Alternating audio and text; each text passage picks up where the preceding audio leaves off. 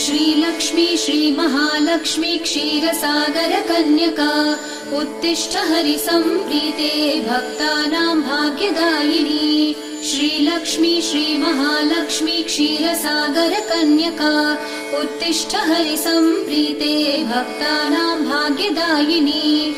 उत्तिष्ठोत्तिष्ठ श्रीलक्ष्मी विष्णुवक्षस्थलालये उत्तिष्ठ करुणापूर्णे लोकानां शुभदायिनी। उत्तिष्ठोत्तिष्ठ श्रीलक्ष्मी विष्णुवक्षस्थलालये उत्तिष्ठ करुणापूर्णे लोकानां शुभदायिनी।